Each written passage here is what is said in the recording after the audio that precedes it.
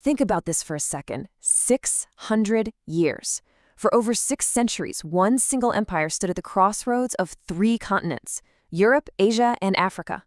It's an epic story of unbelievable power, incredible art, and a long, painful fall. Today, we're diving deep into the history of the Ottoman Empire. All right, so let's get right into the biggest question of all. How on earth does a small tribe of nomadic warriors in Anatolia end up building one of the most powerful and longest-lasting empires the world has ever seen? It's a real mystery, and the story starts way, way before the first sultan ever took the throne. So to find the answer, we've got to rewind the clock. We're going to follow the long journey of a people who are always on the move, always looking for a place to call home. Now, just look at the sheer scale of time we're talking about here. It all begins way back in the 7th century with Turkic peoples migrating west. A few hundred years later, a really important group, the Seljuks, moves into Persia and converts to Islam. But right here, 1071, that's the game changer. Their victory at the Battle of Manzikert just shatters Byzantine power in the region. This wasn't just a battle. It was the moment the door to Anatolia was kicked wide open, completely redrawing the map. And then, out of the chaos of the crumbling Seljuk Empire, around the year 1300, a new leader rises, a warlord named Osman. His tiny territory is the seed, the single seed from which this colossal empire is going to grow. So, once they had this foothold, the early Ottomans had their eyes set on one singular, legendary prize, a city that was the heart of a rival empire that had already stood for 1,000 years. You have to understand, for centuries, Constantinople was seen as unconquerable. It was the capital of the Byzantine Empire, the last living piece of ancient Rome. For the rising Ottomans, taking the city wasn't just a strategic move. It was a huge symbolic statement. If you could take Constantinople, you were telling the world that you were the new power in town. And this is the year it all goes down. The young, incredibly ambitious Sultan Mehmed II was absolutely determined to do what his ancestors couldn't. He shows up at the city's legendary walls with a massive army and brand new technology, giant cannons. And after a brutal 7-week-long siege, the impossible happens. The walls are breached. The last Byzantine emperor dies fighting in the streets, and the city becomes the brand new capital of the Ottoman Empire. Its greatest church, the Hagia Sophia, is turned into a mosque. This wasn't just another conquest. This was the beginning of a whole new age. With Constantinople as their capital, the empire didn't just survive, it absolutely exploded. It rocketed into a golden age under its most famous ruler, a man the Europeans called Suleiman the Magnificent. Under Suleiman, the empire reached its absolute, unquestionable peak. I mean, just look at this. His armies smashed their way through the Balkans and marched right up to the gates of Vienna itself. He took the strategic island of Rhodes, captured huge territories in North Africa, and expanded east into Iraq. Just try to wrap your head around the sheer size of this thing, from Hungary all the way down to Oman, from Algeria across to the Caspian Sea. This was a true global superpower.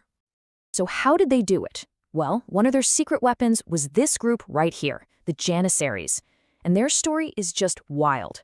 They were the empire's elite soldiers, and they were originally taken as children from Christian families in the Balkans. They were then converted to Islam and raised with one single loyalty, to the Sultan. Not to their family, not to a tribe, only him. This system basically created one of the world's first modern standing armies, a professional, deadly, and totally feared fighting force. So the empire is at the top of its game. It controls huge amounts of land, commands terrifying armies, and sits right in the middle of all the world's trade routes. It seems unstoppable, right? Which leads us to the big question. What happens next? Because, let's be real, no empire lasts forever. The fall of the Ottomans wasn't some sudden collapse. It was a slow, grinding, centuries-long decline that really started with one major, decisive defeat. And here it is, the turning point. In 1683, the Ottomans try for a second time to take Vienna. But this time, a huge coalition of European forces shows up to save the city. In what became the single largest cavalry charge in all of history, the Ottoman army was completely routed. This defeat was massive. It sent a clear signal to the world that the Ottoman expansion into Europe was over. From this point on, they weren't gaining ground, they were just trying to hold on to what they had. The tide had officially turned. And the problems weren't just on the battlefield. See, for centuries, the Ottomans got incredibly rich by controlling the Silk Road, But then, European powers like Spain and Portugal started finding new sea routes around Africa and across the Atlantic to the Americas. Suddenly, global trade shifted. The world's economic center moved from the Mediterranean to the Atlantic, and the Ottomans were basically bypassed. At the exact same time, something was changing at the very top.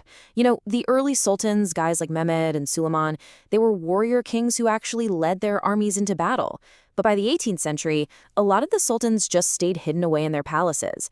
The actual job of running this huge empire fell to administrators, and a dangerous sense of complacency started to creep in, right as their European rivals were modernizing their armies and starting a scientific revolution.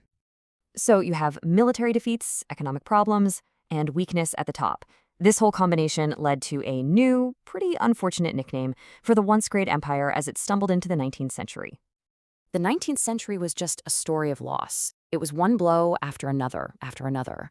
Nationalist movements started popping up, first with Serbia. Then Greece won its independence with help from Europe. France just walked in and took Algeria. Then Romania and Serbia broke away for good. Then Italy grabbed Libya. The empire wasn't just declining anymore, it was visibly falling apart, piece by piece. The final knockout punch would come from a war that dragged the entire globe into conflict, a war that the crumbling empire was just in no shape to survive. The Ottoman Empire made the fatal mistake of joining World War I on the side of Germany and Austria-Hungary. And it was an absolute catastrophe. After 4 years of horrible fighting, the empire was defeated, its armies had collapsed, and its lands were literally occupied by the winners: Britain, France, Italy, and Greece. It was over. But from the ashes of that total defeat, something brand new was born. The occupation by foreign powers created a huge backlash. Turkish nationalists, led by this brilliant general Mustafa Kemal Ataturk, launched a war of independence. Over the next few years, they fought back and managed to push the occupying forces out of the Turkish heartland. Then, in 1922, the Grand National Assembly officially abolished the 600-year-old Ottoman Empire. And in 1923, the modern Republic of Turkey was born. And just like that, an empire that had shaped the course of world history for 6 centuries was gone. Its story is this incredible, powerful reminder that even the mightiest powers can rise, peak, and eventually fall. And it leaves us with a pretty deep question to think about. What can its ghost teach us today about power, about progress, and about the legacy we leave behind?